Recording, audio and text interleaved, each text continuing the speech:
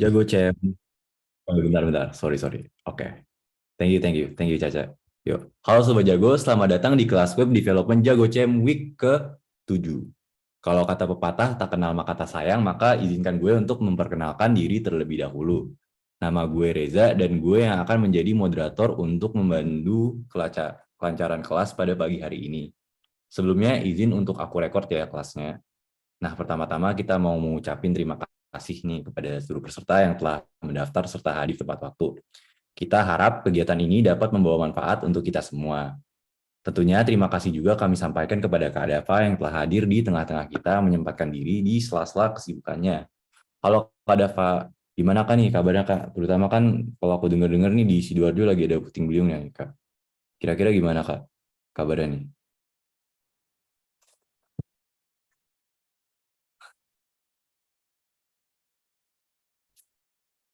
Halo. Oh, sorry. Kabarku Iya. alhamdulillah baik, sehat. Oke. Mungkin mungkin langsung aja kali ya kita nih. Nih, tapi sebelum itu aku mau bacain peraturannya dulu nih. Terutama peraturan-peraturan kelas nih bagi yang mungkin udah lupa peraturannya gitu atau mungkin nih beberapa mungkin masih ada yang belum ngerjain tugas nih ya. Gue mau ngingetin sekali lagi nih ya. Regulasi dan peraturan kelasnya nih. Minimal kehadiran kelas 70%. Terus nyelesain tugas 50% juga nih. Awas-awas aja nih ya nanti kalau tugasnya nggak lengkap nih ya. Terus kedua ini juga pas kelas dilaksanakan diusahakan on cam ya sebagai bentuk etika terhadap speakers juga. Nah, ketiga juga kita perlu pakai VBG Jago Cem nih yang kayak punya aku nih. Ya, oke. Terus keempat, seluruh peserta diharapkan hadir di Zoom meeting tepat waktu. Kelima, seluruh peserta dihimbau mengaktifkan video serta wajib menonaktifkan mikrofon. Seluruh peserta dilarang membuat kegaduhan dan apapun yang dapat mengganggu ketertiban acara.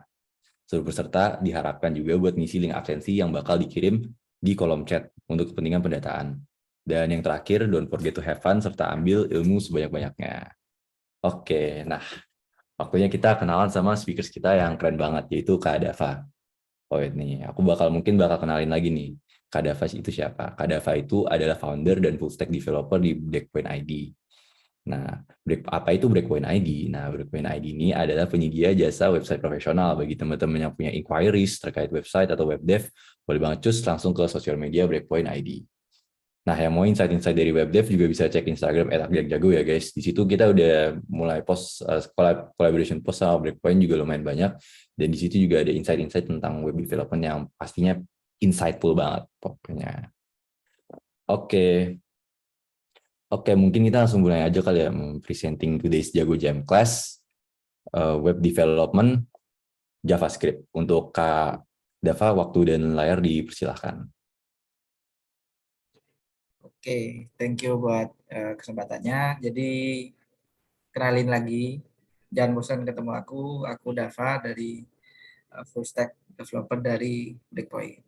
Di sini kita mau bahas tentang JavaScript, tapi sebelumnya aku mohon maaf nggak menyiapkan materi dengan lengkap karena ada beberapa kendala. Jadi mungkin buat materinya bisa kita langsung praktekin sama demoin juga langsung di coding juga ya mungkin. Mungkin teman-teman bisa langsung coba juga mengenai JavaScript itu kayak gimana dan uh, for your information ini mungkin nggak seberapa lengkap karena ini cuma dasarnya aja. At least kalian tahu bagaimana bedanya bahasa pemrograman dengan bahasa script kayak HTML sama CSS kayak gitu.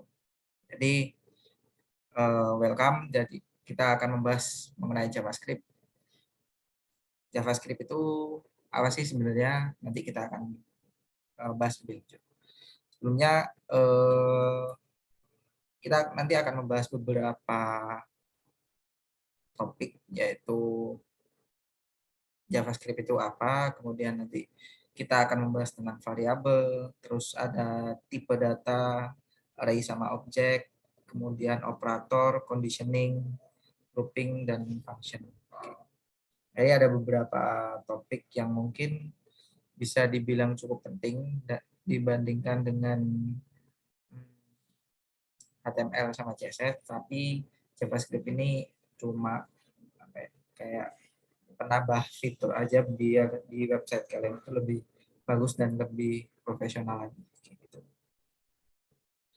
Oke, aturannya seperti biasa, kalau bisa on cam ya, karena nanti nggak enak juga aku nanti kayak ngomong sendiri. Terus sebisa mungkin seaktif mungkin untuk bertanya, karena kalau misalkan nanti kalian nggak paham juga kalian sendiri yang em, kesusahan kayak gitu. Terus diperhatikan juga, tapi juga kalau bisa dicoba-coba juga. Oke, baru kita membahas tentang JavaScript. JavaScript itu apa sih? Sebenarnya JavaScript itu merupakan bahasa pemrograman kayak C++, Python, PHP kayak gitu. Dia berbeda dengan HTML dan CSS karena HTML dan CSS itu basicnya itu bukan bahasa pemrograman, tapi cuma scripting aja. Kita kayak nulis struktur-struktur, terus nggak ada fungsi-fungsi dan lain sebagainya. Kita cuma butuh eh, imajinasi kita aja.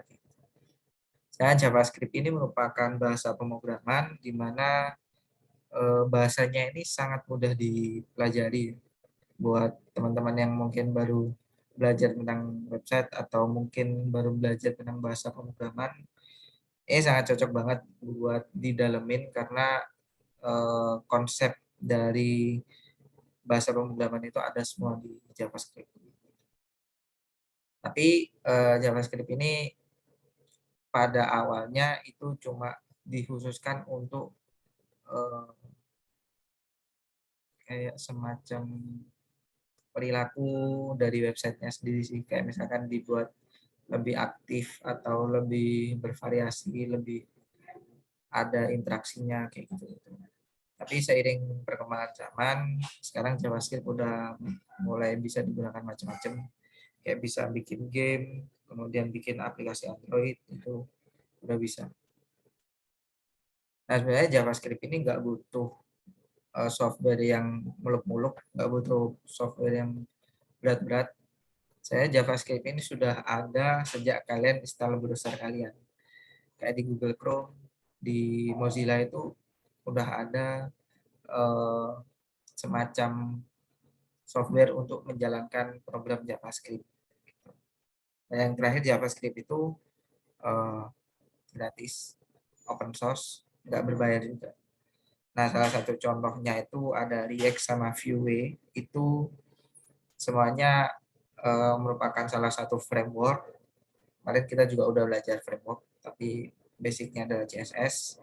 Dan dua framework ini merupakan framework yang basicnya adalah JavaScript. Jadi semua di dalamnya itu isinya JavaScript. Oke, cara menggunakan JavaScript itu paling basic banget. Itu kita nempatin script di HTML kita. Jadi kalau misalkan kemarin kita udah belajar tentang text script, nah itu kita nanti menuliskan semua script-script JavaScript itu di dalam text scriptnya itu. Nah, text scriptnya itu bisa ditempatin di dalam tag body atau di head, terserah. Yang penting ada di dalam HTML itu ada. Atau bisa di dua-duanya juga. Nah, contohnya ini ada satu elemen script, itu isinya document.getElementById, terus ada isinya demo inner HTML, tulisannya my first JavaScript. Ini semuanya ditulis di dalam text script, di dalamnya tag body. Nah, ada cara lain lagi selain kita nulisin di dalam HTML-nya langsung, tapi kita juga bisa memisahkan file JavaScript kita itu terpisah. Jadi nanti ada file HTML sendiri, ada file JavaScript sendiri. Sama kayak CSS sih. Jadi bisa dipisah, bisa digabungin, bisa di inline. Sorry, di internal JavaScript. Nah, yang membedakan adalah kemarin kan kalau kita belajar CSS itu pakai tag link. terus ada href-nya kan. Nah, tapi kalau misalkan di JavaScript itu pakai SRC, source, kepanjangannya itu source. Nanti kita tulis file JavaScript-nya tuh di situ, lokasinya di mana. Nah, keuntungannya itu ada beberapa. Jadi dia nanti akan terpisah, di mana kalau misalkan terpisah itu bisa kita baca dengan mudah dan bisa dirawat dengan baik. Maksudnya di maintain itu kalau misalkan ada error itu kelihatan jelas kayak gitu.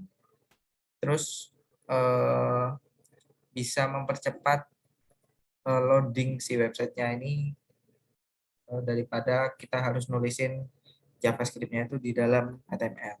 Oke, ini ngomongin soal kecepatan. Nah, ngomongin soal bagaimana kita menaruh atau mendeklarasikan tempat dari file JavaScript-nya itu ada 3. Bisa lewat full URL, kayak misalkan kemarin kita belajar Bootstrap, itu kan di dalam teks script-nya itu ada kayak URL panjang. Nah, itu bisa. Yang kedua, pakai lokasi penyimpanannya yang pakai titik-titik, garis miring, JavaScript, garis miring kayak gitu. Atau mungkin langsung dipanggil aja script-nya kalau misalkan emang file HTML sama JavaScript-nya itu dalam satu folder yang sama. Nah, cara kita ngetes nih, atau misalkan kita pengen tahu inputnya atau tulisannya kayak gimana, atau pengen munculin biar kita bisa nyoba-nyoba, itu yang pertama ada yang menggunakan inner HTML. Jadi kita bisa menggunakan dokumen .getElementById demo. Itu maksudnya adalah perintahnya itu adalah satu dokumen HTML itu kita harus mencari elemen di mana punya ID yang namanya demo. Nah, kebetulan ID demo ini kan berupa div ya, tapi isinya kosongan.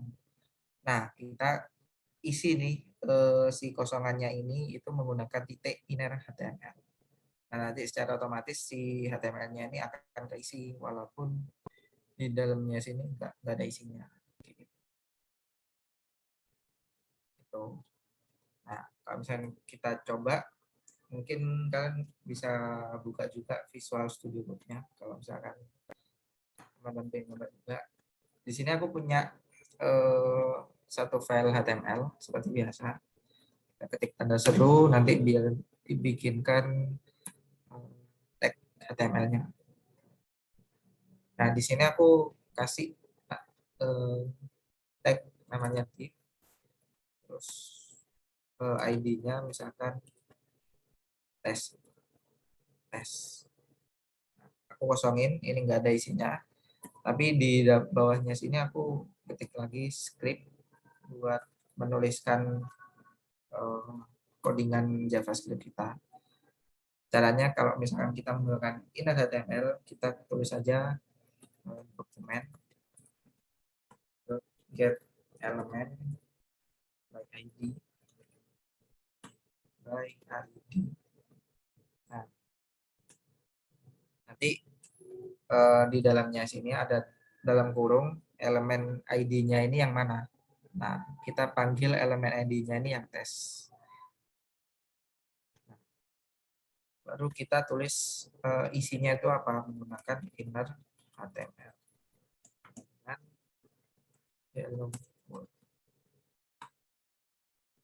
Kita save, kita coba jalanin go live.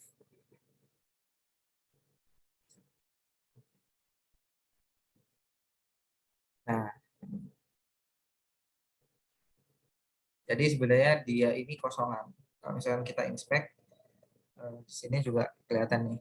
Nah, walaupun di sini kosongan, tapi si browsernya ini akan mengeksekusi hello world-nya ini dari si script-nya ini. Jadi akan secara otomatis si browsernya ini menerjemahkan dari JavaScript untuk diubah ke HTML kayak gini. Itu cara yang Oh, pertama. Mas, mau nanya bentar deh. Ini Mas lagi nge-share browsernya apa emang nge-share ininya? Oh iya, sorry sorry. Oh iya, iya. Oke. Oke. Oke, Nah, nah, ya, mantap, mantap. Oke. oke, Yuk, aku ulangi lagi ya. lanjutkan, Mas. Oke. Jadi ini kan tadi kan kosongan ya. Nah, kosongan ini nggak ada isinya, tapi kita isi menggunakan JavaScript. Nah, secara otomatis nanti browsernya ini akan memunculkan tulisan Hello World di dalam tag div yang ID-nya tes. Walaupun di Visual Studio kita itu isinya kosongan, nggak ada. Tapi secara otomatis si browsernya ini akan men-generate si script-nya ini untuk ditambahkan di elemen HTML-nya. Oke, itu cara yang pertama. Cara yang kedua adalah kita menggunakan Windows Alert, itu biasanya muncul untuk eh, alarm-alarm itu atau peringatan-peringatan gitu yang udah ada dari browsernya. Nah, kita bisa coba juga menggunakan Windows Alert. Atau misalkan kalau misalkan kalian bingung, kalian tulis alert aja ini juga udah bisa. Alert, hello, alert. Kita save. Nah, nanti kita buka browsernya. Nah, ada nih sebuah peringatan yang namanya hello alert. Nah, ini udah ada dari browsernya. Kita klik OK. Nah, baru si webnya akan memunculkan semua isinya. Itu cara yang kedua. Dan cara yang terakhir, itu kita menggunakan console.log. Itu untuk debugging biasanya atau buat uji coba data-data gitu. Itu paling sering menggunakan console.log. Kenapa? Karena console.log ini nggak akan muncul di HTML-nya, nggak akan muncul di browsernya kayak gini. Ini kayak agak merepotkan juga kalau misalnya kita baca data tapi lewat sini. Nah, kita bisa menggunakan console.log. Caranya adalah kita tulis saja console.log hello console. Kita save. Nah, nanti nggak akan muncul apa-apa di sini. Tapi ketika kalian buka eh, konsol di browsernya, itu ada tulisannya hello console. Nah, ini berguna banget ketika kalau misalnya kita pengen tahu isi datanya kayak gimana atau output yang kita inginkan itu harusnya kayak gimana, ngecek-ngecek kayak gitu itu berguna banget console.log ini. Karena nggak akan mengganggu si tampilan websitenya kayak gitu. Oke, mungkin ada pertanyaan untuk dasar-dasar JavaScript ini. Ya, bisa tanya dulu sebelum aku lanjut.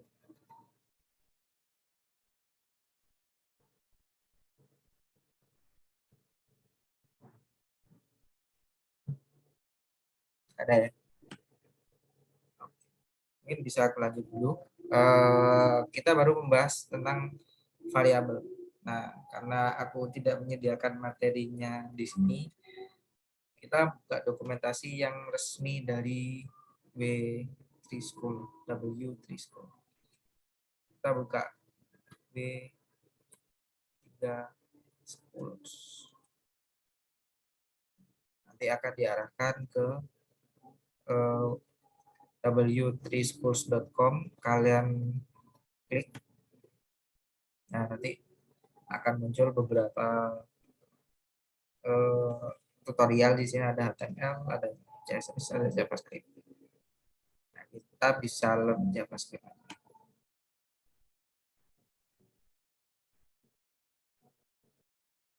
Kita akan membahas tentang variabel dulu.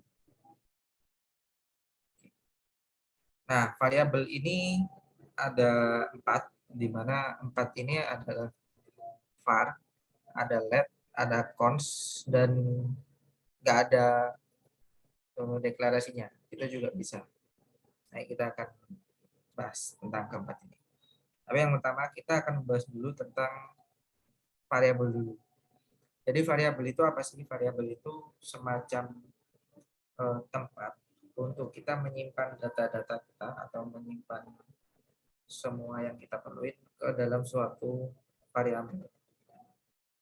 Nah, variabel itu bukan si var-nya ini, tapi x, y, z.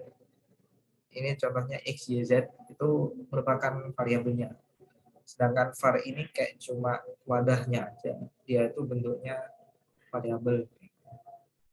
Dia tuh ngasih tahu kalau si x ini bentuknya variabel yang isinya adalah 5. Y ini variabel yang isinya 6. Dan Z ini merupakan variabel yang isinya adalah penjumlahan dari X dan Y. Kayak gitu aja. Ada juga let, itu juga sama. Dan ada juga yang undeclared variable juga bisa. Nah, kapan kita menggunakan var, kapan kita menggunakan let, kapan kita menggunakan cons.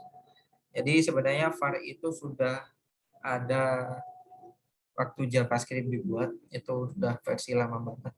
Tapi semenjak diperbarui di 2015 itu sudah dibuat 2 tipe variabel, ada yang namanya let, ada yang namanya cons.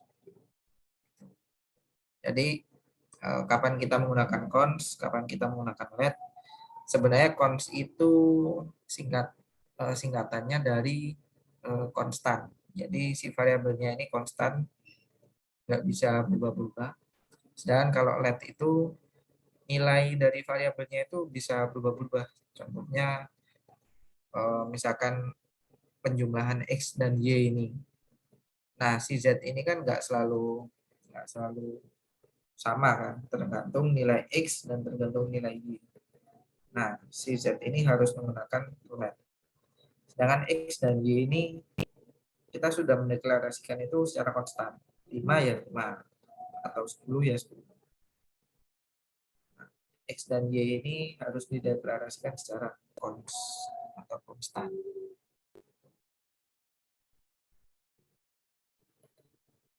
Kayak gitu. Jadi kalau misalkan kita coba di VS Code kita, misalkan aku punya, kalau kita pisah dulu deh, biar kita coba menggunakan eksternal JavaScript. Di sini aku tambahin atribut SRC, namanya adalah script.js. Jangan lupa ekstensinya itu JS atau JavaScript, karena kalau nggak ada ekstensinya nggak akan dibaca. Kita buat file baru namanya script.js, kemudian ini udah, kita nggak bakal otak-atik si HTML-nya lagi. Kita bisa close. Jadi script ini akan kita isi apapun tentang JavaScript. Jadi misalkan aku punya cons angka sama dengan angka 1 deh, angka 1. Cons angka 2 sama dengan 9. Jadi kalau misalkan kita ingin tahu hasil jumlahnya, kita pakai hasil sama dengan angka 1 tambah angka, kita console.log hasilnya. Nah, ketika kita cek di dalam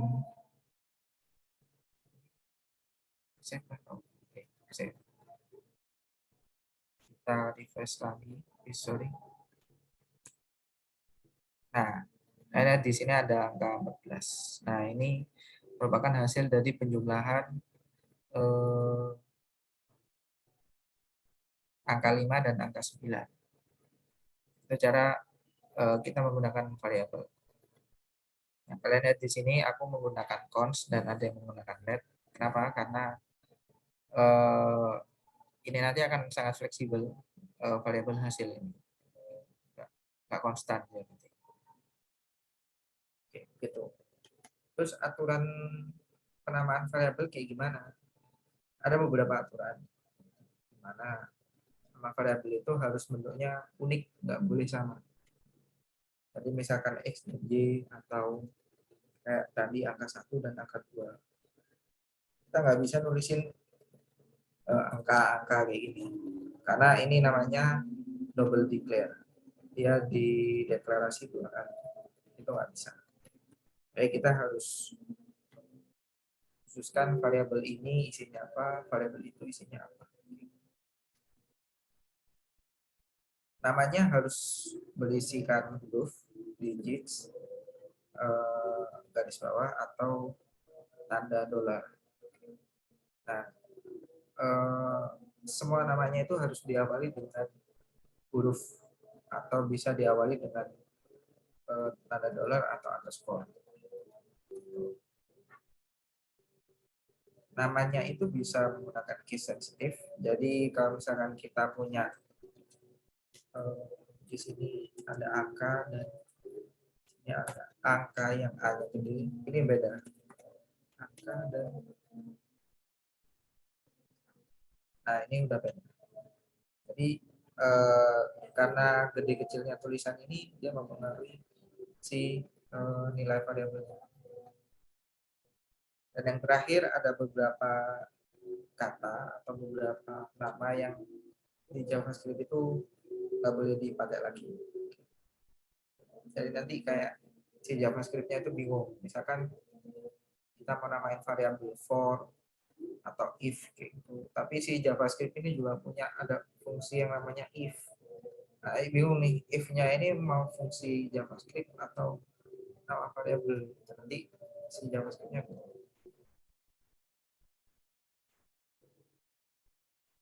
untuk variabel mungkin kayak gitu. Selanjutnya kita bahas dulu tentang tipe data. Tipe data itu kalau di JavaScript itu ada 4 sebenarnya. Ada angka, ada string atau tulisan, atau objek, atau array. Kita nanti akan coba satu persatu di sesi. Yang udah kita coba bentuknya adalah number. Dan gimana sekarang kalau misalkan variabelnya ini bentuknya string atau kata atau word. Kita coba misalkan ini lagi. Terus cons depan. Terus cons nama LKG.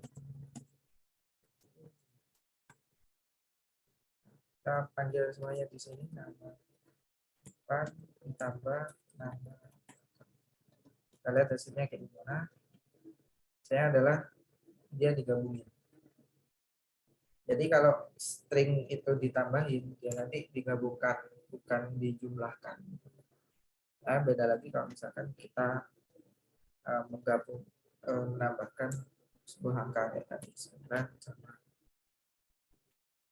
7. Nanti hasilnya adalah 16. Ini dijumlahkan. Sedangkan kalau misalkan string itu nanti dia akan digabungkan. Itu tentang string. Dan syaratnya untuk menulis string adalah harus ada petiknya. Mau petik 1, mau petik 2, atau mau petik itu yang di sebelah angka 1 itu petik. Ini sama-sama string. Si JavaScript udah pinter banget, dia bisa bedain yang namanya petik 1, petik 2, sama petik. Kalau misalnya nggak ditambahin, nanti dia error. Jadi harus dikasih petik. Itu tentang tipe data string. Kalau misalkan tipe data objek, dia nanti ada kurung perawalnya kayak gini. Nah, ini nanti akan kita bahas lebih lanjut. Nah, konsep dari tipe data ini, misalkan kita akan menambahkan di sini angka atau tipe datanya bukan. Tapi yang di sini itu kata atau string juga bisa. Tapi hasilnya nanti akan berbeda. Dan nanti kayak gini dia bukan dijumlahkan tapi tetap digabungkan karena angka ketemu string. Jadi apapun yang ketemu string nanti dia akan digabungkan. Misalnya kalau kita ubah jadi 9 gitu, ya nanti hasilnya adalah penjumlahan.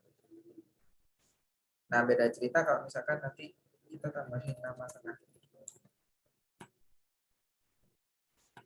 Yang ini string. Ini angka.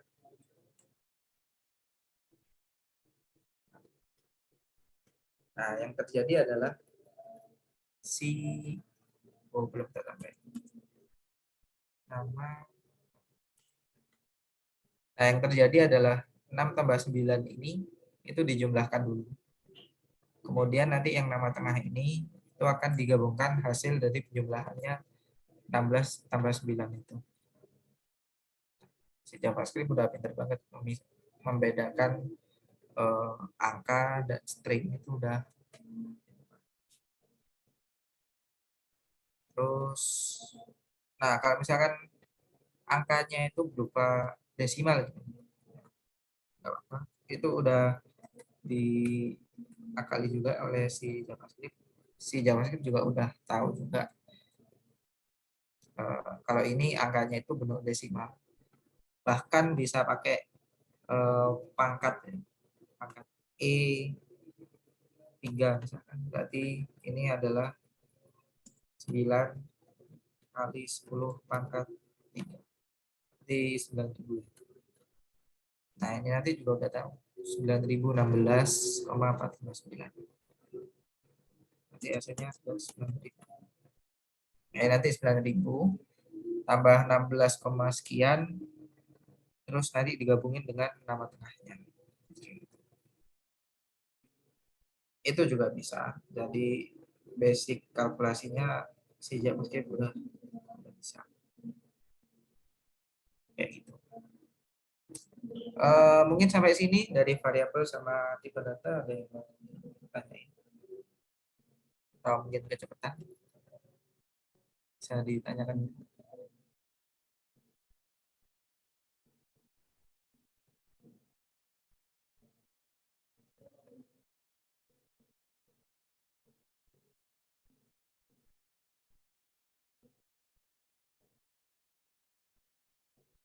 Ayo guys, ada yang mau nanya nggak nih?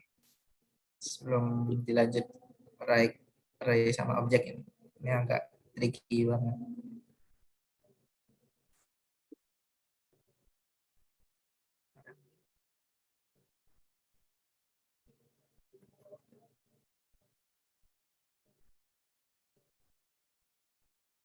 Oke, mungkin kalau nggak ada aku lanjut dulu ya.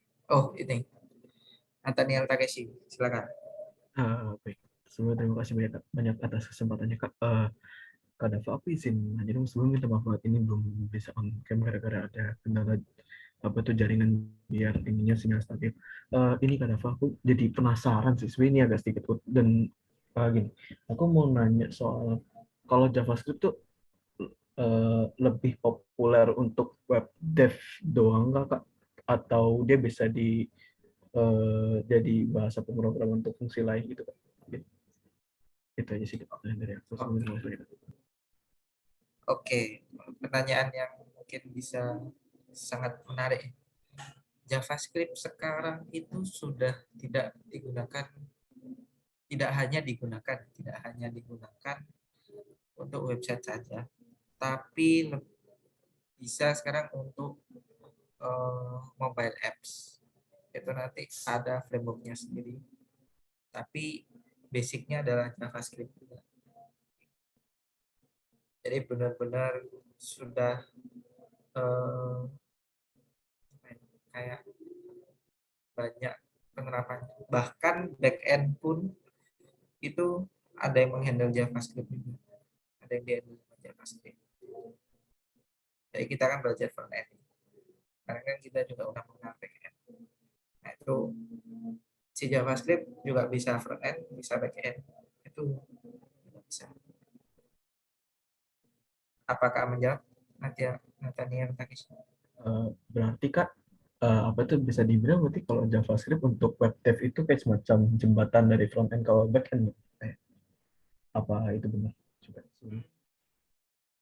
Kalau jembatan sih untuk menghubungkan front end sama back end mungkin banyak ya. Maksudnya dalam transisi belajar sih Kak, lebih ke arah situ. Oh, transisi belajar. Mungkin bisa sih, bisa juga. Jadi benar-benar kalau back end itu emang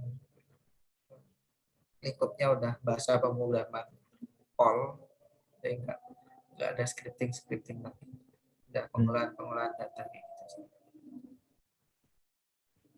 Oh, oke. Masih banyak ada Pak. Selalu jawab. Lanjut, Nada S, silakan. Mau nanya juga nih Kak, sorry juga masih belum bisa on cam. Tadi maaf juga karena telat join ya, jadi masih agak bingung.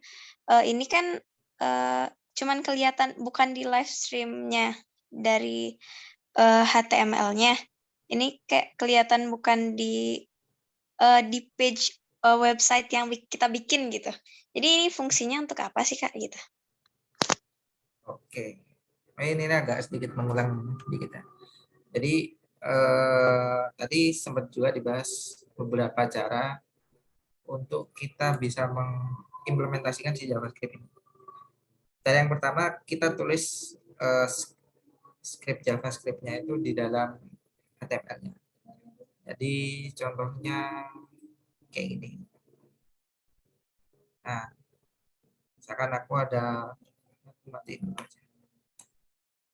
Ada text script,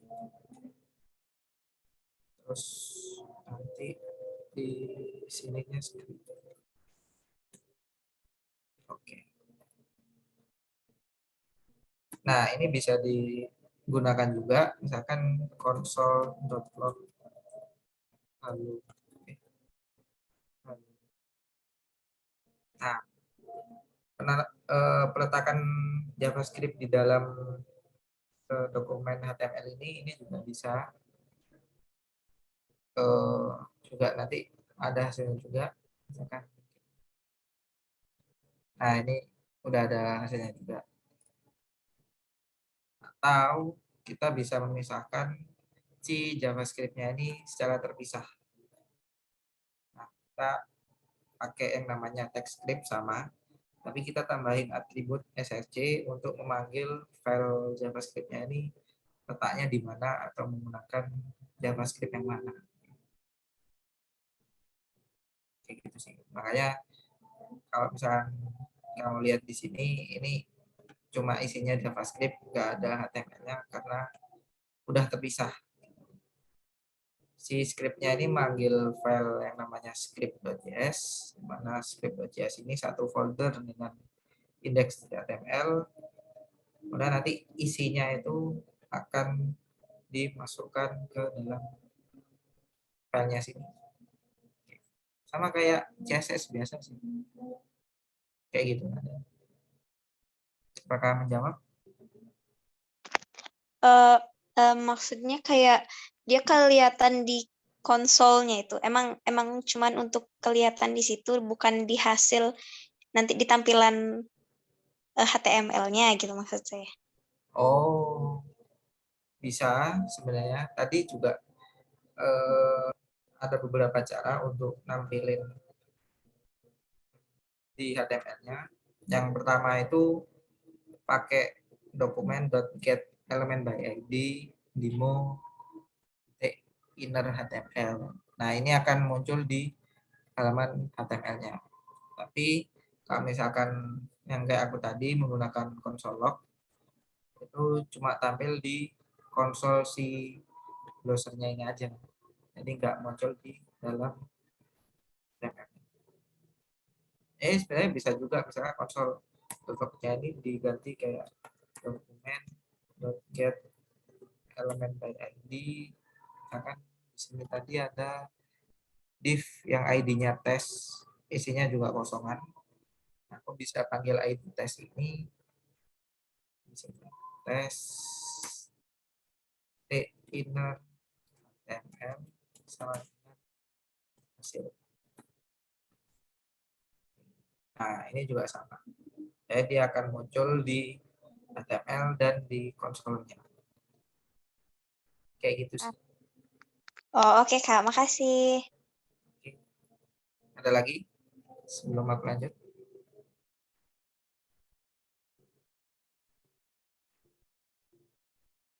Oke, aku lanjut dulu ya.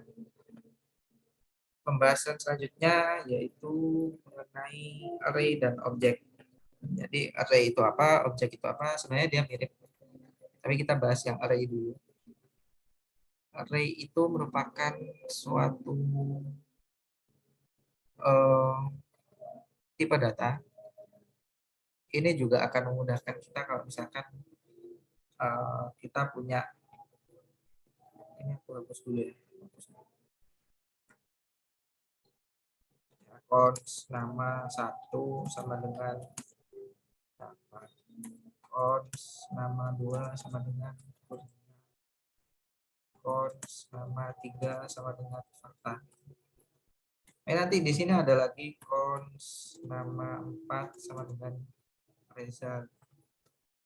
Nah, ini nanti kalau misalnya kita tulis nama-nama semuanya ini banyak banget ini akan merepotkan kita nulis cons dan variabel sama dengan itu merepotkan. Nah, adanya array di sini, adanya array itu dia itu kayak bikin wadah yang isinya itu satu tipe data semua, kayak satu string semua, itu disimpan dalam satu wadah, disimpan lagi dalam wadah yang namanya variabel apa. Itu bisa banget. Jadi misalkan aku singkat semuanya jadi cons nama sama dengan array. Array itu identik dengan adanya kurung siku kotak ini. Kita tulis namanya satu-satu, Dava, Kurnia. Nah, ini lebih simpel kan. Jadi nggak ada 3 baris lagi, dia cukup 1 baris tapi sudah mewadahi semuanya. Nah, itu cara mendeklarasikan array. Sekarang bagaimana kita coba panggil salah satu elemen atau nilai dari sini. Itu bisa kita menggunakan yang namanya index array. Index array itu apa sih? Index array itu kayak semacam tempat dari nilai-nilai array. Nilai-nilai di dalam array. Dan biasanya itu indeks itu dimulai dari urutan 0. Jadi ini semuanya kan berurutan nih. Ini yang pertama, yang kedua, ketiga. Tapi kita ngitungnya bukan 1, 2, 3. Tapi kita ngitungnya dari 0. Ini 0, ini yang ke-1, ini yang kedua. Misalkan cons nama array yang mana? Array yang pertama. Jangan cons. Langsung dokumen biar kelihatan langsung ya. Get element by ID.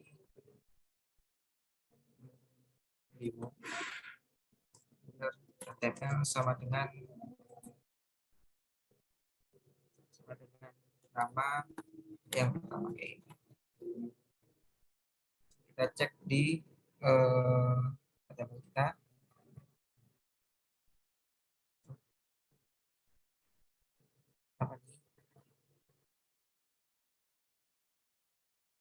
Kayaknya nggak bisa pakai dokumen get element ini. Kita pakai console.log. Nama yang pertama. Nah, lihat. Ini nama yang pertama itu munculnya mana yang Kurnia, bukan yang Dava. Nah, yang Dava itu yang keberapa? Yang ke-0. Nah, Cara kita manggil semuanya ya tinggal kita panggil satu persatu. Satu, 0, 1, 2. Kalau yang ketiga itu jelas nggak ada. Nah, dia isinya itu undefined karena dia kan maksimal kedua aja. Nggak ada yang ketiga.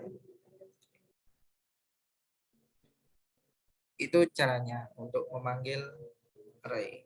Nah, ini nanti kita akan pakai juga di fungsi for, itu nanti pengulangan juga.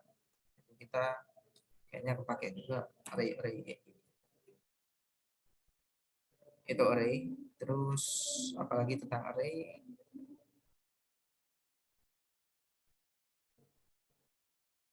Nah, kalau misalkan kita coba tulis nama aja terus kita panggil, hasilnya gimana?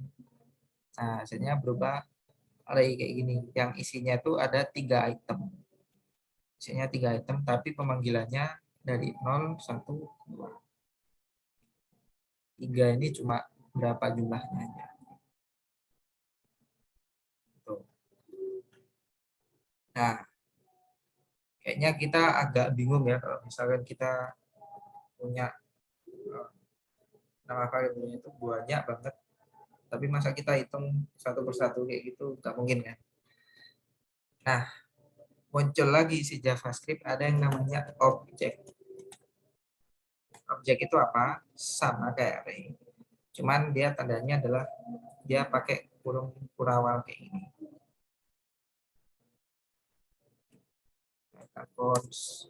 Misalkan data diri kita mulai dengan kurung berawal. Jadi kita tulis di kita buka dulu deh objek. Nah, ini objek. Nah, ini contohnya mobil misalkan. Nah, cara tulisnya adalah kayak gini.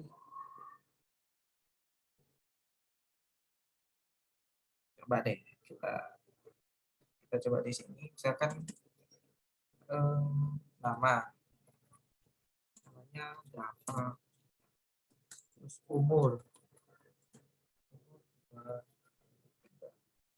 terus jurusan teknik fisika, atau mau yang panjang sekalian misalkan angkatan 2019.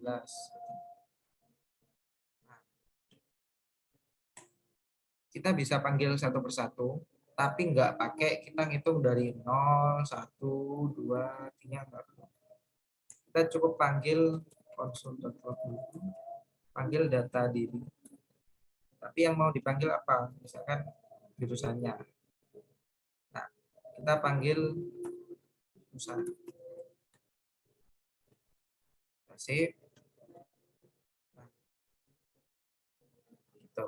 Jadi ini bukan 0, 0, 1, 2, 3 gitu enggak. Tapi langsung namanya itu apa? Nama datanya itu apa? Ini kan nama datanya adalah jurusan. Nah, kita pakai nama jurusan kayak gitu. Alternatif lain, kita nggak pakai kurung siku kayak gini, kayaknya ini juga agak rancu. Kalau misalkan kita panggil array, tapi kita panggil objek juga. Jadi si JavaScript juga ada lagi console.log data. Nah, tapi kita manggilnya bukan pakai kurung kurawa, kurung siku, tapi ada petiknya, tapi kita tulis titik nama variabelnya apa, misalkan. Nah, ini juga sama. Jadi dia munculnya 2019.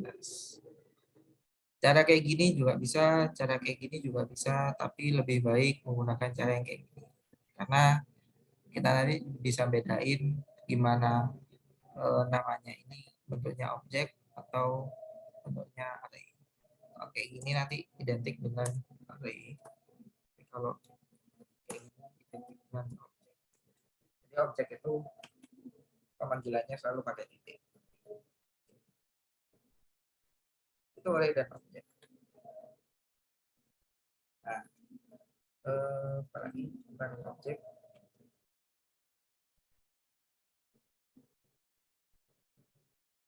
Nah, ini bisa ditulis kayak gini. Kalau misalkan P lebih rapi, ya karakter kayak gini. Ya kayak kebaca, lebih bisa dibaca.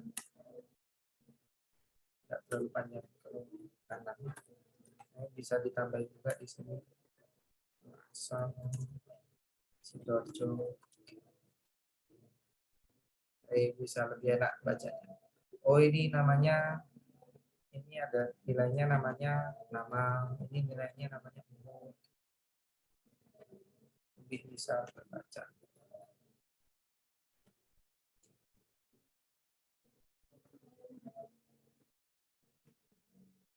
Oke. Ada yang mau ditanyain? Array sama objek. Sebelum lanjut operator.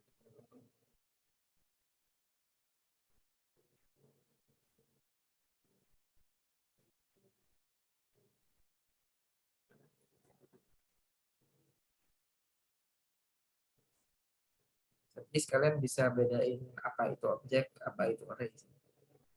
Jadi array itu dia pemanggilannya itu pakai indeks. Indeks itu angka dari 0, 1, 2, 3, dan seterusnya. Tapi kalau objek itu dia pemanggilannya langsung nama variabelnya itu apa, nama isinya itu apa. Ada yang Baik, mau guys. di Ya, guys, gimana guys? Ada yang mau ditanya nggak? Kasih reaction aja kali ya, kok kalau udah aman kali ya. Kalau aman, boleh. ya kalau aman kasih jempol. Kalau kagak aman, oke, kasih jempol. Oke, mantep nih, ada S. Oke, Oke. ya aman lagi. Oke, Oke. oke, mantep, aman semua. Roger. Oh, ada yang mau nanya nih, bentar. Oh, tadi siapa ya? Oh, nggak jadi ya? Tadi ada raise. Oke, salah pencet deh tadi. Ini udah aman Oke. semua nih. Ya, oke, lanjut. Kayaknya aman. Ya, Lanjut. insya Allah aman. Oke, lanjut kita bahas tentang operator. Operator itu kayak semacam dan kurangan, kalian kayak gitu-gitu. Ini kayaknya yang basic sih. Kalau yang operator kayaknya gampang. Soalnya eh, masih bisa dibaca. Jadi simpelnya operator itu cuma dia meng-assign atau menjadikan sebuah variabel menjadi sebuah nilai apa, itu assignment. Nah, nanti juga ada penambahan. Penambahan ini ya pakai plus, kalau perkalian pakai bintang, ya gitu. Nah, ini ada banyak. Ada plus, ada minus, ada kali, ada eksponen atau pangkat, kayak gitu. 10 pangkat 5 ya berarti 10.000. 100.000, sorry. Terus ada division itu pembagian pakai garis miring. Terus mungkin yang enggak familiar itu yang modulus ya, modulus sama eksponen ini. Kalau biasanya kita pakai pangkat kan pakai yang kayak gini misalnya. Kayak gini kan. Nah, tapi kalau di JavaScript itu pakai bintang 2 kali. Itu eksponen. Nah, yang modulus itu adalah sisa hasil pembagian dari sebuah bilangan. Misalkan cons X sama dengan 14, cons Y sama dengan 4. Nah, hasil sisanya itu X modulus Y. Konsol log sisa. Atau HTML nih. Dokumen get ID demo tadi. Oh, yang tadi tes. Oh, makanya tadi tes inner HTML dan sisa. Nah, ini hasilnya 2. Kenapa? Karena bagian 14 bagi 4 kan pembagiannya 3, berapa? 3,5. Nah, hasil sisanya itu ditampilkan di sini. Nah, ini biasanya kepake buat ganjil genap. Misalkan kita nggak usah pakai ini, kita pakai 2. 14 itu kalau di modulus 2 itu hasilnya 0. Kenapa? Karena genap. Tapi kalau misalkan ini 13 jadinya 1. Nah, nanti kita bisa ngecek juga kalau ganjil itu nanti sisanya 1, kalau genap sisanya 0. Itu ganjil genap. Itu bakal kepake nanti. Itu sih kalau modulus. Terus ada increment sama decrement. Increment itu dia nambahin satu-satu. Jadi semisal kita ada cons X 13, kita tulis di sini X plus plus. Jadi cons X 13, terus ini X plus plus. Itu nanti dia jadinya, oh salah. Nah ini nih, ada error kayak gini, assignment to constant variable. Dia nggak bisa karena variabelnya bentuknya konstan. Terus diubah ke left. Ini kayaknya belum berubah. Terus di sini aja.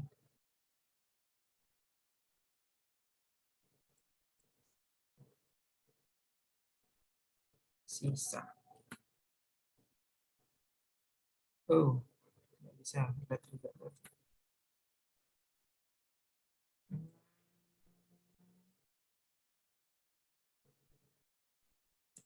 X plus plus plus.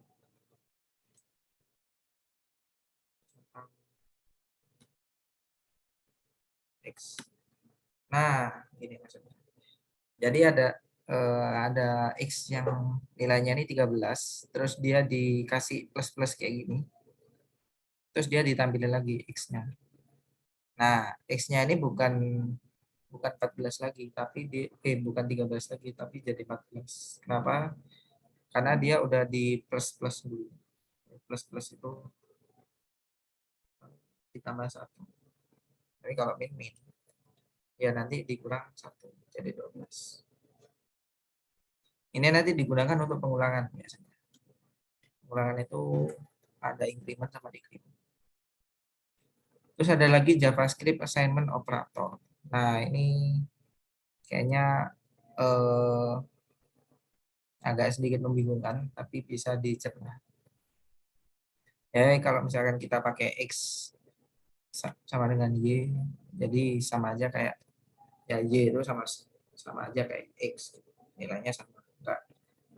Misalkan yang ini tadi cons Y sama dengan X. Kita tulis Y di sini. Jadi cos. Nah, Y-nya juga sama kayak yang X. Apa? Karena yang X sama dengan Y. Atau Y dengan X. Tuh. Tapi kalau misalkan kita kasih plus sama dengan, itu nanti sama aja kayak operasinya kayak hasilnya X tambah Y itu disimpan lagi di Y, di X. Jadi dia kayak ditumpuk gitu nilainya. Jangan yang ini aku tambahin plus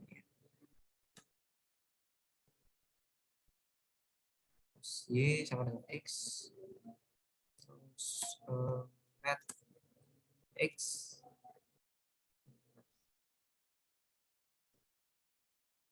karena dia akan berubah X plus sama dengan Y, kita nanti tampilkan X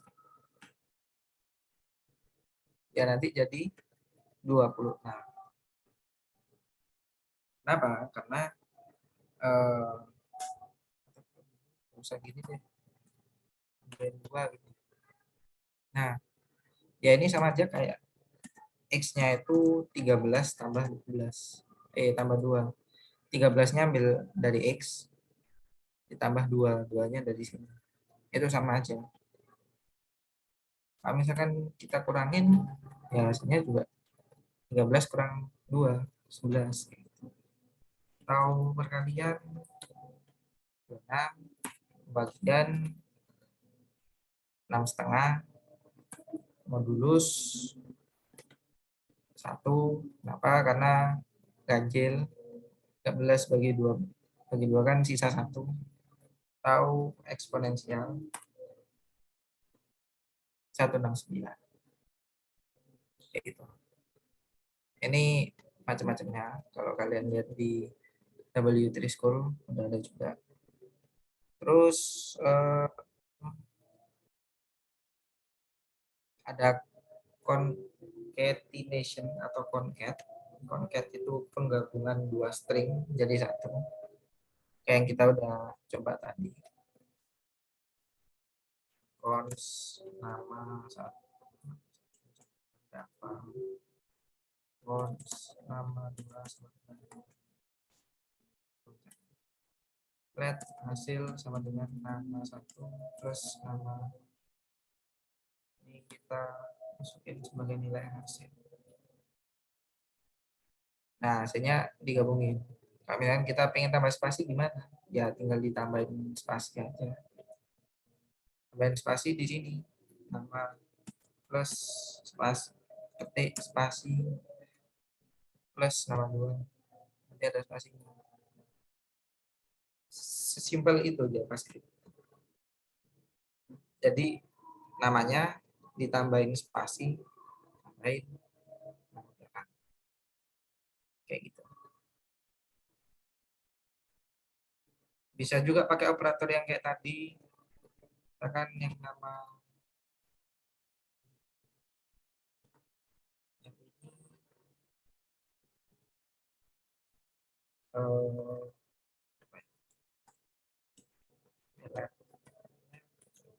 nama 1 plus sama dengan kurnia. Terus kita panggil nama 1 lagi. Nah, ini juga kita bisa menggunakan operator plus sama dengan juga. Karena kan sama aja ini kayak nama 1 sama dengan nama 1 plus kurnia. Ini sama aja. 1 segini sama ini itu sama aja. Kayak gitu. Itu concatenation. Nah, ini juga kita udah coba juga tadi. Kalau misalkan dia string ditambah number, ya nanti dia digabungin. Terus ini juga ada operator comparison. Comparison itu kayak dibandingkan. Ini juga berguna untuk fungsi pengondisian. Jadi operator sama dengan yang 2 kali itu bukan assignment lagi, tapi dia membandingkan apakah nilai ini dengan itu sama. Tapi kalau sama dengannya 3, itu nggak cuma dibandingin nilainya aja, tapi tipe datanya sama. Ada juga yang tanda seru sama dengan, itu berarti nggak sama dengan. Kalau tanda seru sama dengan ya nggak sama dengan tipe datanya. Lebih dari, kurang dari, lebih dari sama dengan, kurang dari sama dengan, dan yang terakhir ada ternary operation. Ini nanti kita akan bahas. Terus ada JavaScript logical operation. Nah, ini kalau misalkan kita pakai banyak logic, nanti ketika kita pakai pengondisian, kalau misalkan dan-nya 2, berarti 2 kondisi itu harus terpenuhi. Tapi kalau misalkan pakai pipeline itu, jadi dia nanti salah satu yang memenuhi itu boleh, atau tanda seru itu logical. Oke. Kita coba misalkan cons nama sama dengan A 5 cons 1 angka 2 sama dengan red, hasil sama dengan angka 1 sama dengan nanti tulis hasil. Cek di sini, nah dia true. Tapi ketika kita kasih petik di 5-nya, nah dia tetap true. Kenapa? Karena dia cuma membandingkan nilainya aja. Sedangkan 5 di sini dia bentuknya string. Tapi di sini bentuknya number atau integer, bilangan bulat. Nah, ini masih dianggap sama. Dan kalau misalkan kita tambahin sama dengan sekali lagi, ya jadinya false atau salah. Karena nggak sama ini sama ini nggak sama. Tipe datanya udah beda. Kalau misalkan dikasih tanda seru, berarti dia true. Kenapa? Karena dia benar. Ini sama ini beda. Jadi kalau misalkan kita samain, nah dia jadi false. Kenapa? Karena dia nilainya sama, bukan beda. Itu pembanding.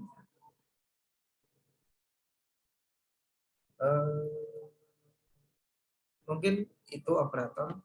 Sebelum aku masuk ke conditioning, looping, sama function, ada yang mau ditanyakan?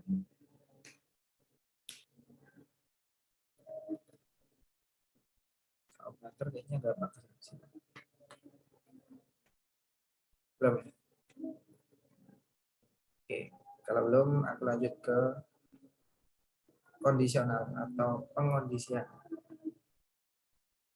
Jadi pengondisian di sini sama. Pengondisian di sini ada, kita menggunakan fungsi if. Jadi fungsi if di sini digunakan untuk membandingkan,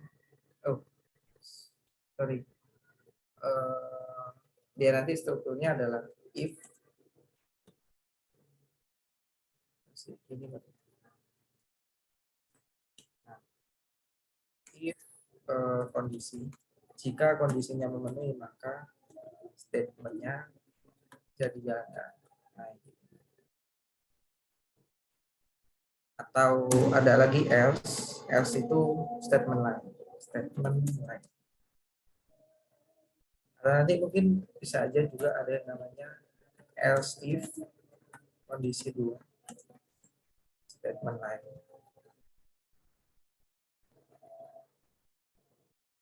Itu juga bisa. Bisa banyak ini, strukturnya bisa bercabang-cabang. Di sini kita lihat ada 3 kondisi. Kondisi pertama memenuhi, dia lanjut ke statement, tapi kalau nggak memenuhi, cek lagi kondisinya. Kalau memenuhi, lanjut ke statement.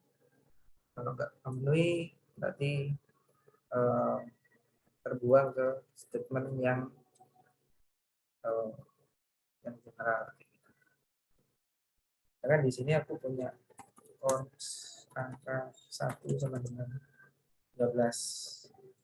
Aku mau ngecek if angka satunya itu lebih besar dari 10, nanti hasil sama hasil sama dengan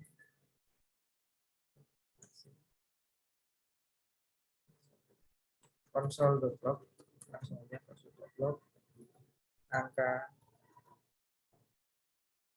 13 lebih besar.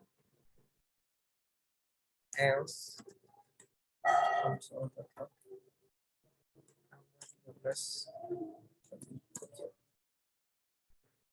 Simpel banget, kita cuma bandingin angka 13-nya ini lebih besar atau lebih kecil. Nah, ternyata setelah kita console.log di sini, dia angkanya lebih besar. Kalau misalkan 9, nah dia angkanya lebih kecil katanya. Dokumen get element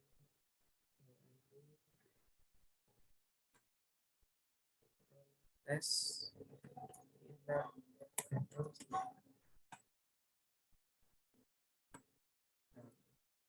ya kelihatan di sini angka 13 lebih kecil. Apa yang terjadi kalau misalkan angkanya sama? Nah, angkanya katanya masih lebih kecil.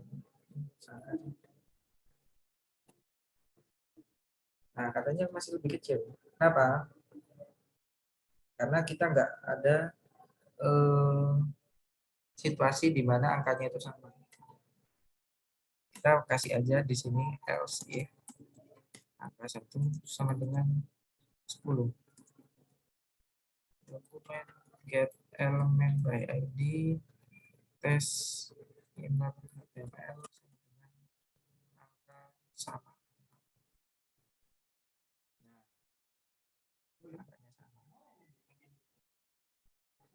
Nah, kalau misalkan kita ubah lagi nih, misalkan jadi 13. Nah, dia nanti akan mengeksekusi statement yang ada di sini, bukan yang di bawah banyak.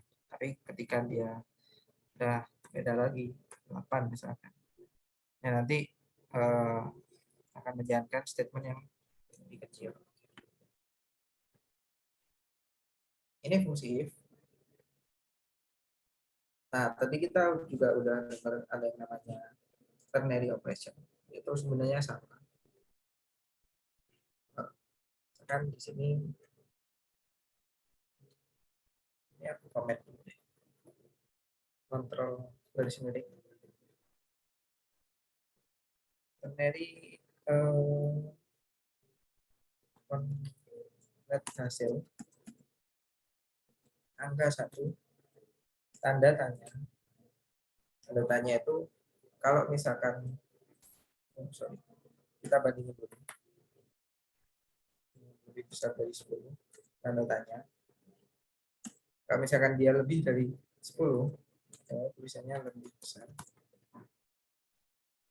Misalkan dia kurang dari 10 dia tulisannya lebih kecil.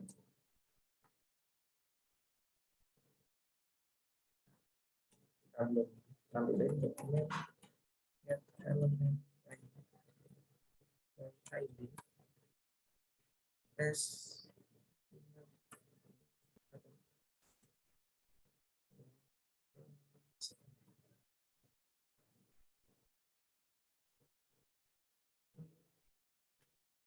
ada S-nya, sorry. Nah, dia jadinya lebih kecil. Kenapa? Karena ini sebenarnya kayak fungsi if else. Jadi ketika dia ada tanda tanya, dia ngecek apakah ini nilainya benar. Kalau benar dia ngasih tahu ini lebih besar atau dia lebih kecil. Kalau kita coba bandingin ganjil genapnya. Genap bagi 2 sama dengan 0. Kalau 0 berarti dia genap. Misalkan enggak. Nah, dia benar. Misalkan enggak. Dia ganjil. Jadi ini penggunaan ternary operation. Logikanya sama. Kalau misalkan angka 1 di modulus 2 itu sisanya 0. Kalau benar, dia akan nulis genap. Tapi kalau salah, dia nulis ganjil. Kayak gitu. Itu ternary operation.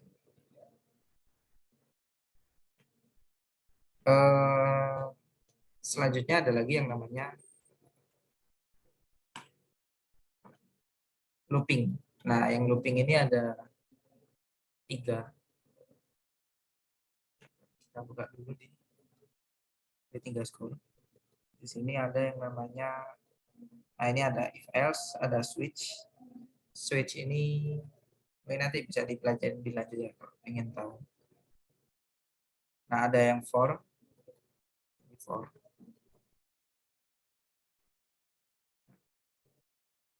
Ada for in, ada for of, ada while, ada do while. Itu ada banyak sebenarnya. Di sini juga udah ada contohnya juga. Kalau misalkan teman-teman pelajari juga boleh. Cuman basicnya adalah semua pemrograman ini sama. Dia strukturnya kayak gini. Kayak gini aja. Jadi strukturnya adalah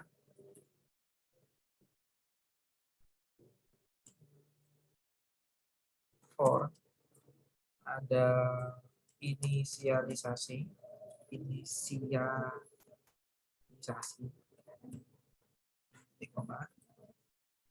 terus ada lagi kondisi, ada increment. Increment itu penambahan yang kayak plus plus min min tadi.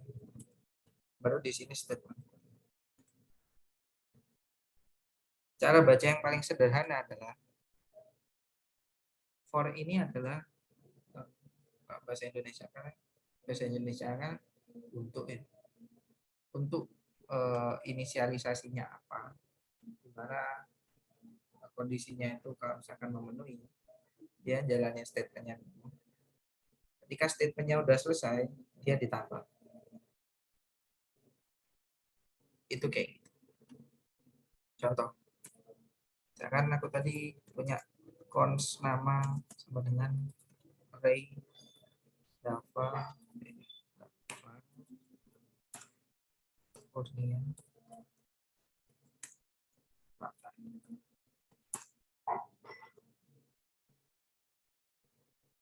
ada lagi satu namanya Pans. Gini aja. Kalau kita mau nulisin satu-satu kan banyak nama, ada lagi nama 3, nama 4. Belum lagi kalau misalkan array-nya ini banyak. Ada nama 5, ada nama 6, banyak. Nah, ini semua kita bisa persingkat dengan menggunakan fungsi for. For, misalkan inisialisasinya indeks sama dengan 0. Dapat 0 karena ini kan dimulainya dari 0. Titik koma, kondisinya misalkan indeksnya ini kurang dari sama dengan kurang dari 4. Indeksnya ditambah. Statementnya adalah console.log dokumen get element by id test inline html sama dengan nama buka kurung siku indeks tutup kurung siku. Kita coba jalanin dulu.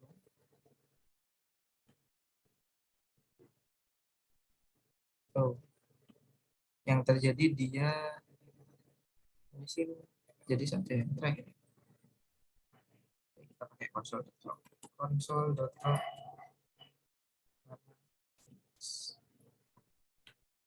Nah, ini baru kelihatan nih. Ya nggak ada console.log yang panjang kayak tadi, banyak tadi. Tapi dia munculinnya satu persatu. Kita pakai fungsi for. Kenapa? Fungsi for ini dia akan membuat pengulangan secara terus-menerus sampai kondisinya ini berhenti. Kayak misalkan yang pertama kita ada indeks.0. Indeksnya ini sama dengan 0. Dicek dulu indeksnya ini kurang dari 4 atau enggak. Kalau misalkan kurang dari 4, nanti dia benar, dia akan nampilin dulu console.log namanya isinya nama indeksnya yang ke 0. Setelah ini udah dicetak, dia nambah lagi 1. Dicek lagi, indeksnya ini 1 apa enggak? 1 itu kurang dari 4 atau enggak? Kalau misalkan iya, dia nanti nyetak lagi yang namanya nama indeks yang ke-1. Tambah lagi jadi 2. 2 ini dicek lagi kurang dari 4 atau enggak. Kalau iya, ya nanti ternyata N nama indeks yang kedua. Tambah lagi 3, dicek lagi, terus dicetak lagi, terus dia ditambah lagi 4. Nah, ketika dia indeks ini kurang dari 4 dan nilainya itu salah, dia udah berhenti, nggak jalanin ini, dan loopingnya pun juga berhenti. Kayak gitu. Kayak gitu intinya. Jadi pengulangan ini digunakan biasanya buat array kayak gitu. Ya dia nampilinnya itu sesuai dengan indeks. Kayak gitu. Mungkin itu yang pengulangan. Untuk selanjutnya ini ada banyak, tapi mungkin nggak aku bahas di sini karena ini udah mulai advance. Ini selanjutnya aku bahas tentang function ya, yang terakhir. Function itu sebenarnya kayak kumpulan dari codingan gitu sih. Lihat definisinya. JavaScript function itu didefinisikan dengan ada kata function di nama variabelnya.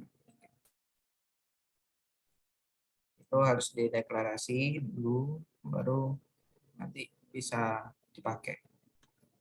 Simpelnya kayak gini. Jadi ada keyword function, namanya apa terserah namanya. Terus kalau misalkan parameter, ada parameter, itu boleh nanti ditambahkan. Baru kita jalankan kode yang seharusnya dieksekusi. Misalkan kita bahas function. Aku punya di sini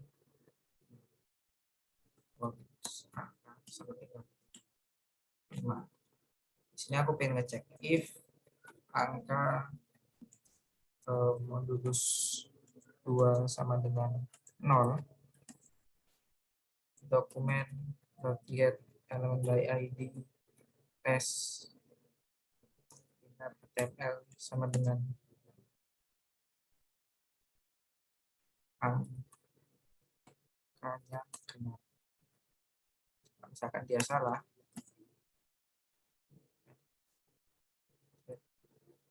by id test benar HTML sama dengannya 2, angkanya. Nah, ini kalau kayak gini jalan ya.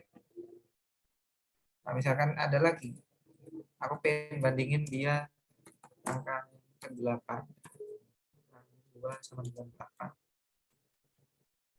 Kita ulangin lagi di sini. Kita copy di sini. Kayaknya bakal kepanjangan juga kayaknya kan. Ganti konstruktor.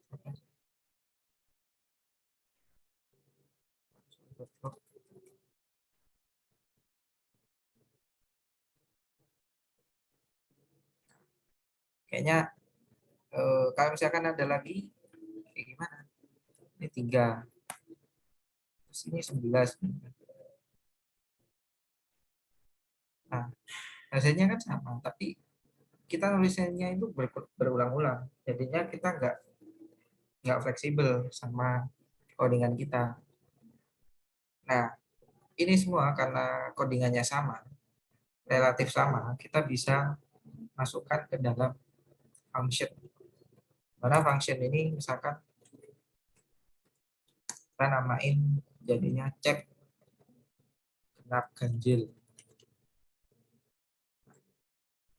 Kita butuh parameter apa nih? Parameternya berupa angka yang harus dimasukkan.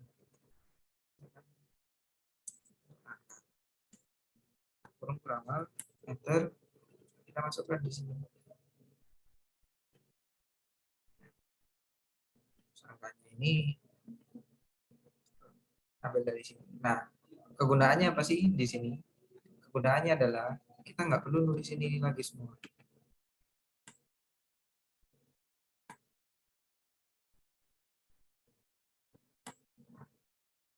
kita cukup panggil fungsinya aja. Cek genap ganjil angka. Angka dapat dari mana? Angka dapat dari sini. Dengan angka yang di sini dapatnya dari sini. Nah, yang ini itu kayak ditumpuk sama isinya yang ini. Ini yang namanya parameter. Nah, ini bisa gonta-ganti angka 2 misalkan ikut yang ini. Cek genap ganjil angka 3. Hasilnya sama. Dan ini lebih rapi, lebih bisa berbaca. Dan kalau misalkan kita mau ada angka keempat, ini 20. Nah, ini nggak semakin panjang. Kenapa? Karena satu fungsi ini itu sudah diwakilkan dengan satu baris kode kayak gini aja. Gitu. Kalau misalkan kita pengen lebih bervariatif lagi, misalkan yang di sini jangan angkanya deh. Kita kasih plus angka plus. Nah, ini lebih kelihatan nih. Kayaknya fungsinya ini tuh sama ya, tapi kok di sini ada yang 5, ada yang 8, ada yang 19. Kenapa beda-beda? Karena ini ikut dengan parameter yang ini. Sedangkan parameter ini itu sudah diisi oleh beberapa variabel yang sudah dideklarasikan sebelumnya. Misalnya ini angka 5 deh, angka 5 tak ganti 19. Nah, ini juga akan nambah lagi. Ini yang namanya function. Jadi mempersingkat codingan kita, merapikan codingan kita untuk menjadikan dia itu lebih modular, lebih fleksibel, dan kita juga bisa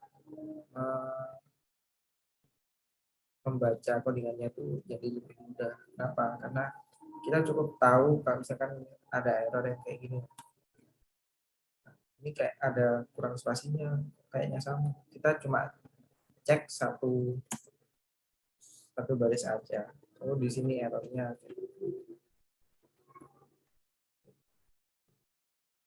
Mungkin itu dari function, basic banget. Aku nggak mau bahas jauh-jauh, tapi nanti mungkin kalau teman-teman pengen belajar bisa buka situs w3schools.com ini biar teman-teman bisa belajar dari awal, dan juga ada example-nya juga yang teman-teman juga bisa latih juga. Nah, ini ada try yourself.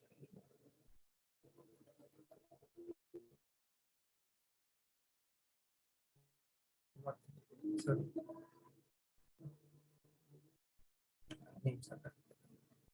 Nah, ini teman-teman bisa ubah kan hour-nya ini jadi 5. Jadi gede jam 10 misalkan. Masih gede kalau jam 20. Nah, ini sebenarnya basicnya sama. Dia menjalankan elemen HTML dulu, tapi di dalamnya itu ada text script yang isinya JavaScript juga sama.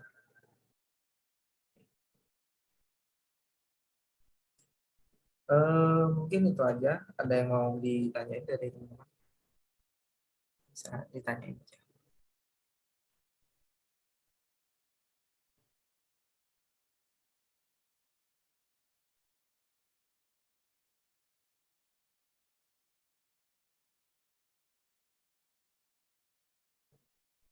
Mana? Ada yang mau ditanyain?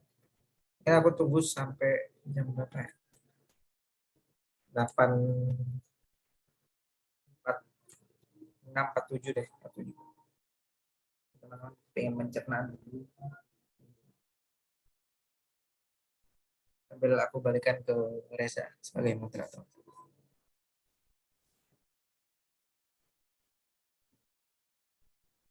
Oke. Ini mungkin nunggu dulu kali ya Kak sampai ada pertanyaan Kak. Boleh. Aku Oke, tunggu dulu aja. Oke nih, gimana nih guys? Gimana nih guys? Ada yang mau nanya nggak nih? Mungkin ada Suari atau Nathaniel Takeshi, Putri Sarah, atau mungkin Resha Audria. Mau nanya boleh mungkin. Atau kalau misalnya udah aman, kalau misalnya udah aman, mungkin bisa ngasih reaction jempol kali. Kasih jempol dong atau apa gitu. Halo guys. Yuk.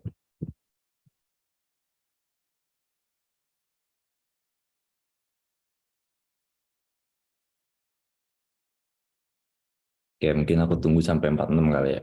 Oke. Boleh, boleh.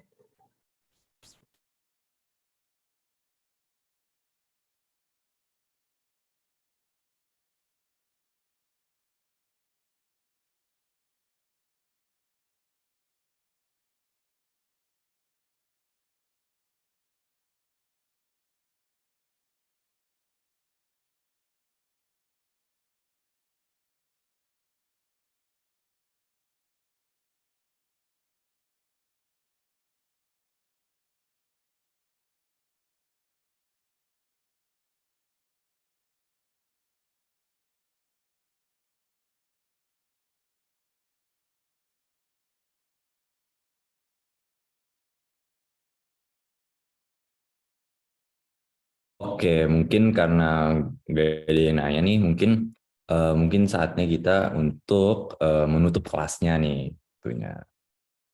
Oke, bentar. Oke nih ya. Oke, oke, kita sekarang tutup kelas nih. Oke, tapi sebelum kita nutup acara atau kelas kita hari ini, kita bakal ngadain foto sesi dulu nih. Iya, sesi foto dulu nih. Pertama kita bakal ngadain ini sesi foto sertifikat bersama Breakpoint ID nih yang tentunya menjadi partner kita dalam menjalankan dan juga membuat kelas web development ini nih. Mungkin untuk operator mungkin bisa disiapin share screen-nya. Ya.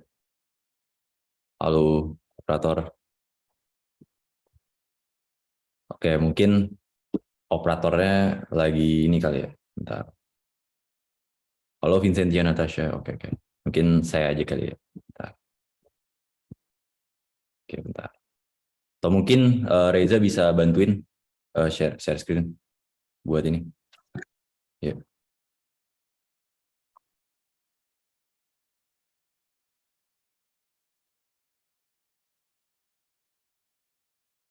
Oke. Buat pertama kita bakal buat ini ya, buat Kak Dava. Terus kita bakal karena sebelumnya Kak Arini juga nggak bisa datang, jadi kita mungkin bisa Kak Arini bisa diwakilkan sama Kak Dava kali ya buat ininya. Boleh, boleh. Oke. Yuk. Oke ya, bentar. Ini aku yang SS ya, bentar ya, Mas. Oke. Oke, Mas. Oke, pokoknya kasih nggak senyum terbaiknya deh, Mas. Oke, yuk. Oke, bentar. 3, 2, 1. Oke. Oke, mungkin next kita bakal ke Kak Arini nih. Diwakilkan sama Kak Dava tentunya. Oke. Santai aja kok. Santai.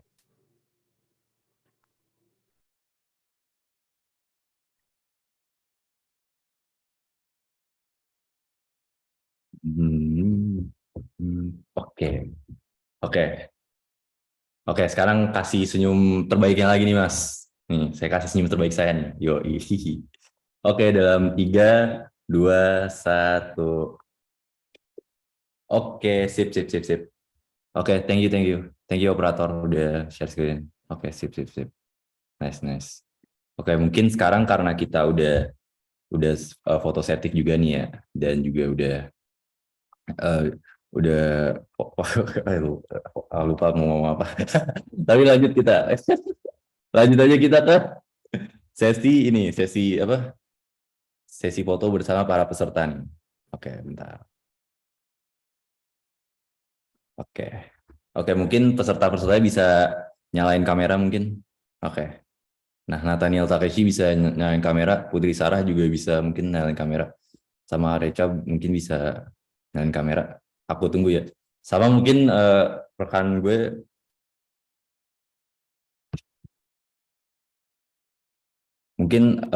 rekan gue Vincent Nakashi juga bisa nih nyalain kamera. Yuk guys.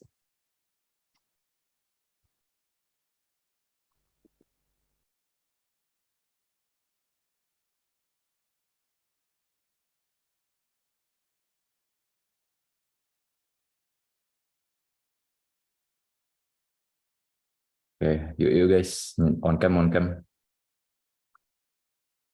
Oke, Putri Sarah mungkin bisa on cam.